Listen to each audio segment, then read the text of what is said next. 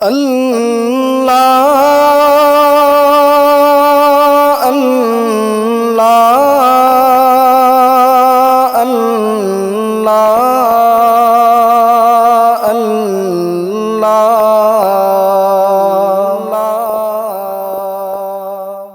اللہ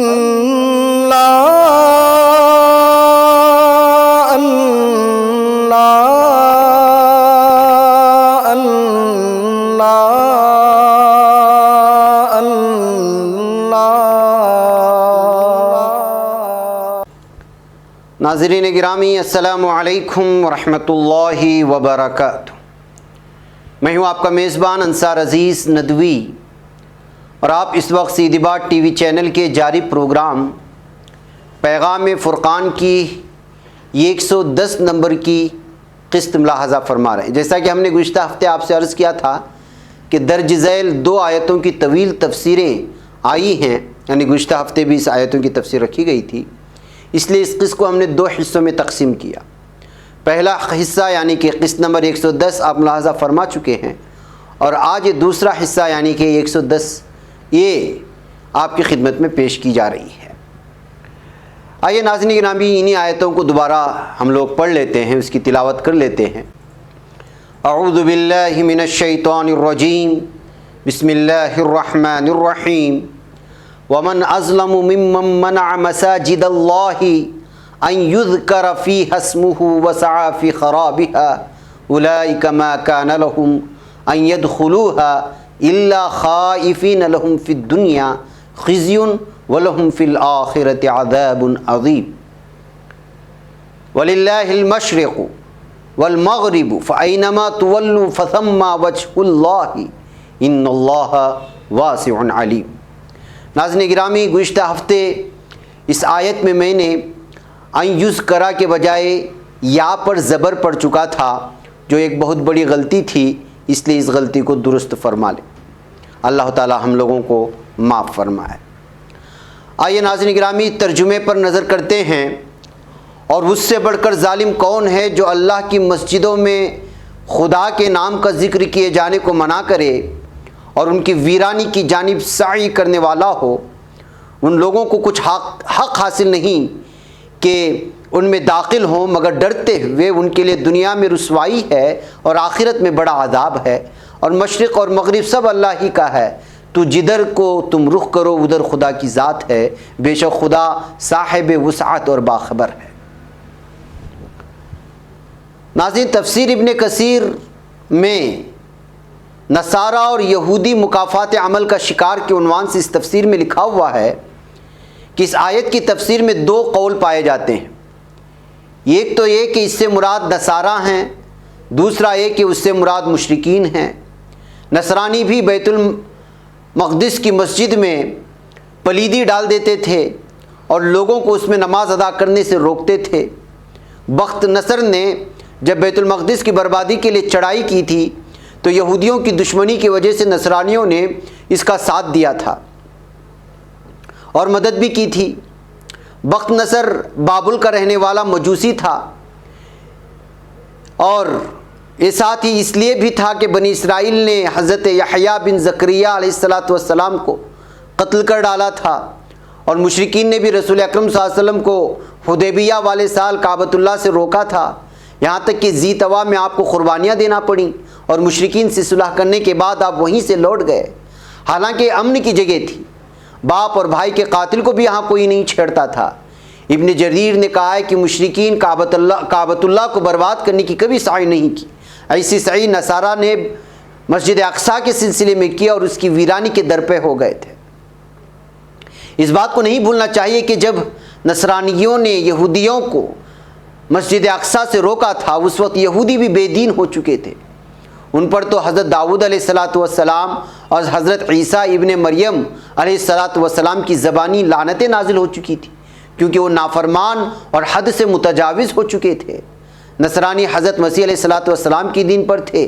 یہاں مشرکین عرب کی اس بدخصلتی کا بیان ہو رہا ہے کہ جس کی وجہ سے انہوں نے حضور اکرم صلی اللہ علیہ وسلم کو اور آپ صلی اللہ علیہ وسلم کے صحابیوں کو مسجد الحرام سے روکا، مکے سے نکالا، پھر حج وغیرہ سے بھی روک دیا۔ لیکن امام ابن جریر نے مشرکین کی جانب سے کی جانے والی ویرانی کے سلسلے میں دلیل دی ہے۔ وہ فرماتے ہیں مکہ والے بیت اللہ کی ویرانی میں کوشاں نہ تھے۔ اس کا جواب یہ ہے کہ رسول اکرم صلی اللہ علیہ وسلم اور صحابہ کو وہاں سے روکنے اور نکال دینے اور بیت اللہ میں بت بٹھا دینے سے بڑھ کر اس کی ویرانی اور کیا ہو سکتی ہے۔ خود قرآن میں یہ بات موجود ہے۔ 8ویں سورہ انفال کی 34ویں آیت میں ارشاد فرمایا گیا کہ وَمَا لَهُمْ أَلَّا يُعَذِّبَهُمُ اللَّهُ وَهُمْ يَصُدُّونَ عَنِ الْمَسْجِدِ الْحَرَامِ، یعنی لیکن اب کیوں نہ وہ ان پر عذاب نازل کرے جبکہ وہ مسجد حرام کا راستہ روک رہے ہیں، یعنی وہ مسجد حرام کی راہ کا روڑا بن گئے تھے۔ ایک اور جگہ یعنی 9ویں سورہ توبہ کی 17ویں یعنی کہ 17ویں آیت میں ارشاد فرمایا گیا مَا كَانَ لِلْمُشْرِكِينَ أَن يَعْمُرُوا مَسَاجِدَ اللَّهِ شَاهِدِينَ عَلَىٰ أَنفُسِهِمْ بِالْكُفْرِ، یعنی مشرکین کا یہ کام نہیں ہے کہ وہ اللہ کی مسجدوں کے مجاور و خادم بنے، درا حال یہ ہے کہ اپنے اوپر وہ خود کفر کی شہادت دے رہے ہیں۔ یہ لوگ مسجد حرام سے روکتے ہیں، مشرکوں سے اللہ کی مسجدیں آباد نہیں ہو سکتی جو اپنے کفر کے خود گواہ ہیں، جن کے اعمال غارت ہو چکے ہیں اور جو ہمیشہ کے لیے جہنمی ہیں۔ مسجدوں کی آبادی ان لوگوں سے ہوتی ہے جو اللہ پر اور قیامت کے دن پر ایمان رکھنے والے اور نماز و زکوٰۃ کے پابند اور صرف اللہ ہی سے ڈرنے والے ہیں۔ یہی لوگ راہ راست والے۔ 48ویں سورہ فتح کی 25ویں آیت میں فرمایا گیا ہم الذین کفروا وصدوکم عن المسجد الحرام والہدی معکوفا ان یبلغ محلہ، یعنی وہی لوگ تو ہیں جنہوں نے کفر کیا اور تم کو مسجد حرام سے روکا اور خدا کے اونٹوں کو ان کی قربانی کی جگہ نہ پہنچنے دی، یعنی ان لوگوں نے بھی کفر کیا اور تمہیں مسجد حرام سے بھی روکا اور قربانیوں کو ان کے ذبح ہونے کی جگہ تک نہ پہنچنے دیا۔ اگر ہمیں ان مومن مردوں اور عورتوں کا خیال نہ ہوتا جو اپنی ضعیفی اور کم قوتی کے باعث مکے سے نہیں نکل سکے، جنہیں تم جانتے بھی نہیں ہو، تو ہم تمہیں ان سے لڑ کر ان کے غارت کر دینے کا حکم دیتے، لیکن اس حکم پر عمل کرنے کے نتیجے میں بے گناہ مسلمان پیس دیے جاتے۔ چنانچہ ہم نے اس حکم کو سر دست روک دیا، لیکن یہ کفار اپنی شرارتوں سے باز نہ آئے، تو وقت دور نہیں جب ان پر ہمارے دردناک عذاب برس پڑے۔ پس جب وہ مسلمان ہستیاں جن سے مسجدوں کی آبادی حقیقی معنی میں ہوتی ہے وہی روک دیے گئے، اس سے بڑھ کر مسجدوں کا اجاڑنا اور کیا ہوگا۔ مسجدوں کی آبادی صرف ظاہری زیب و زینت اور رنگ و روغن سے نہیں ہوتی، بلکہ اس میں ذکر اللہ ہونا، اس میں شریعت کا قائم رہنا اور شرک اور ظاہری میل کچیل سے پاک رکھنا، یہ بھی ان کی حقیقی آبادی کہلائے گی۔ پھر فرمایا کہ یہ بات ان کے لائق نہیں کہ بے خوفی اور بے باکی کے ساتھ بیت اللہ میں آئیں، انہیں آنے نہ دو، ہم تمہیں غالب کر دیں گے۔ چنانچہ اگلے سال 9 ہجری کو جب مکہ فتح ہو گیا تو اعلان کرا دیا گیا کہ اس سال کے بعد حج میں کوئی مشرک نہیں آنا چاہیے، اور بیت اللہ شریف کا طواف کوئی ننگا ہو کر ہرگز نہیں کرے گا۔ جن لوگوں کے درمیان صلح کی کوئی مدت مقرر ہوئی ہے وہ قائم ہے۔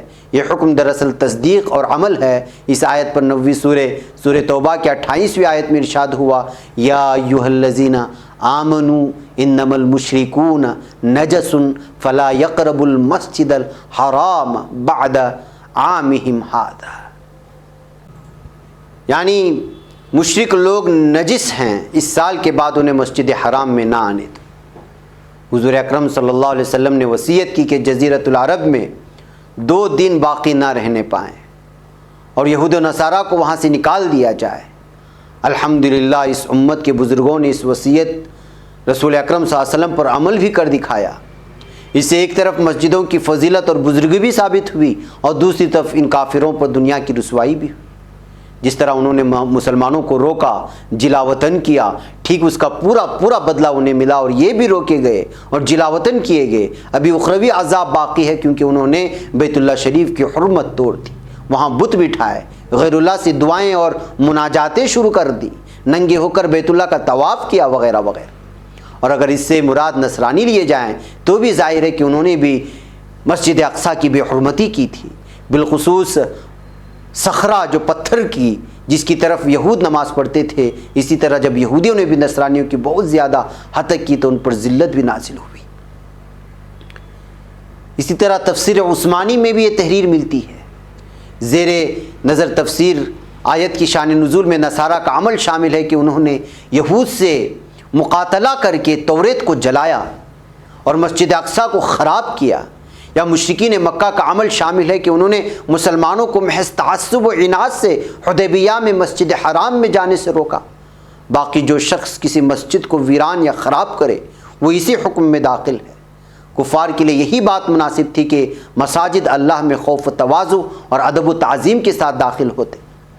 کفار نے جو وہاں کی بے حرمتی کی یہ صریح ظلم ہے، یا یہ مطلب بھی ہے کہ ملک میں یا حکومت میں وہ عزت کے ساتھ رہنے کی لائق نہیں ہے۔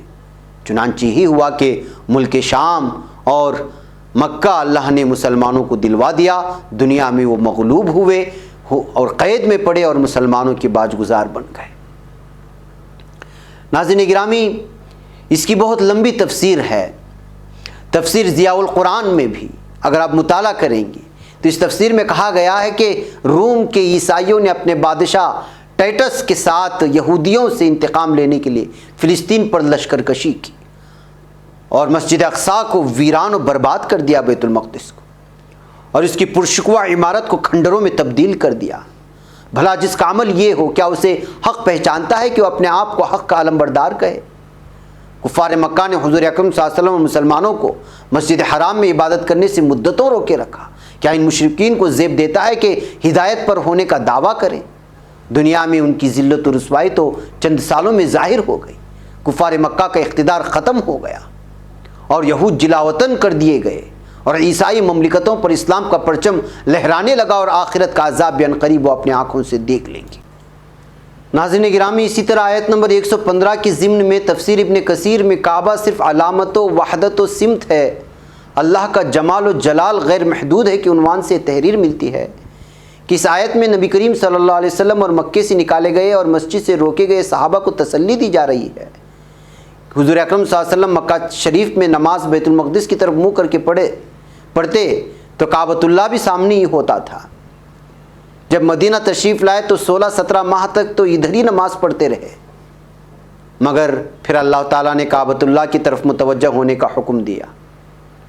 امام ابو عبیدہ قاسم بن سلام نے اپنی کتاب ناسخ منسوخ میں حضرت عبداللہ ابن عباس رضی اللہ تعالیٰ عنہ کی روایت کے ذریعے سے کہا ہے کہ قرآن میں سب سے پہلا منسوخ حکم یہی قبلے کا حکم ہے، یعنی للہ المشرق والمغرب والی آیت نازل ہوئی۔ حضور اکرم صلی اللہ علیہ وسلم بیت المقدس کی طرف منہ کر کے نمازیں پڑھنے لگے۔ پھر دوسری سورہ بقرہ کی 149ویں آیت جیسے وَمِنْ حَيْثُ خَرَجْتَ فَوَلِّ وَجْهَكَ شَطْرَ الْمَسْجِدِ الْحَرَامِ والی نازل، اور آپ نے بیت اللہ کی طرف متوجہ ہو کر نماز ادا کرنی شروع کی۔ مدینے میں جب حضور اکرم صلی اللہ علیہ وسلم مسجد اقصیٰ کی طرف منہ کر کے نماز پڑھنے لگے تو یہود بہت خوش ہوئے، لیکن جب یہ حکم چند ماہ کے بعد منسوخ ہوا اور آپ کو اپنی چاہت، دعا اور انتظار کے مطابق کعبۃ اللہ کی طرف منہ کر کے نمازیں پڑھنے کا حکم دیا گیا تو ان یہودیوں نے تانے دینے شروع کر دیے کہ اب اس قبلے سے کیوں ہٹ گئے؟ تو اللہ تعالیٰ نے یہ آیت اتاری کہ مشرق و مغرب کا مالک اللہ تعالیٰ ہی ہے۔ پھر یہ اعتراض کیا جدھر اس کا حکم ہو پھر جانا چاہیے۔ حضرت ابن عباس سے یہ بھی مروی ہے کہ مشرق مغرب میں جہاں کہیں بھی ہو منہ کعبے کی طرف کرو، مشرق مغرب جدھر چاہو منہ پھیرو، سب جہتیں اللہ کی ہیں اور سب طرف اللہ موجود ہے، اس سے کوئی جگہ خالی نہیں، جیسے فرمایا گیا 58ویں سورہ مجادلہ کی 7ویں آیت میں کہ ولا خمسۃ الا هو سادسهم ولا ادنى من ذلك ولا اکثر الا هو معهم اینما کان۔ 5 آدمیوں میں سرگوشی ہو اور ان کے اندر چھٹا اللہ نہ ہو، خفیہ بات کرنے والا خواہ اس سے کم ہو یا زیادہ، جہاں کہیں بھی ہوں اللہ ان کے ساتھ ہوتا ہے۔ تھوڑے بہت جو بھی ہوں اللہ ان کے ساتھ ہے۔ پھر یہ منسوخ ہو کر کعبۃ اللہ کی طرف متوجہ ہونا فرض ہوا۔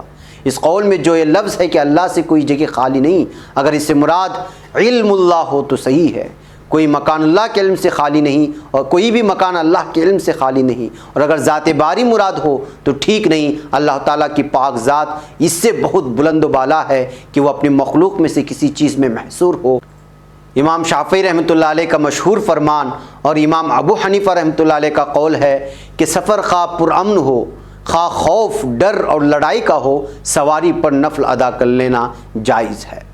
حضرت ربیعہ فرماتے ہیں ہم نبی کریم صلی اللہ علیہ وسلم کے ساتھ ایک سفر میں تھے، ایک منزل پر اترے، رات اندھیری تھی تو لوگوں نے پتھر لے کر بطور نشان کے قبلہ رکھ کر نماز پڑھنی شروع کر دی۔ صبح اٹھ کر روشنی میں دیکھا تو نماز قبلے کی طرف ادا نہیں ہوئی تھی۔ ہم نے حضور اکرم صلی اللہ علیہ وسلم سے ذکر کیا، اس پر یہ نازل ہوئی چوتھی سورہ نساء کی 159ویں آیت کے وَإِن مِّنْ أَهْلِ الْكِتَابِ إِلَّا لَيُؤْمِنَنَّ بِهِ قَبْلَ مَوْتِهِ وَيَوْمَ الْقِيَامَةِ يَكُونُ عَلَيْهِمْ شَهِيدًا۔ اور اہل کتاب میں سے کوئی ایسا نہ ہوگا جو اس کی موت سے پہلے اس پر ایمان نہ لے آئے گا اور قیامت کے روز وہ ان پر گواہی دے گا۔ یعنی بعض اہل کتاب اللہ تعالیٰ پر اور اس چیز پر جو اے مسلمانوں تمہاری طرف نازل ہوئی اور اس چیز پر جو ان پر نازل کی گئی ایمان لاتے ہیں، اللہ تعالیٰ سے ڈرتے رہتے ہیں۔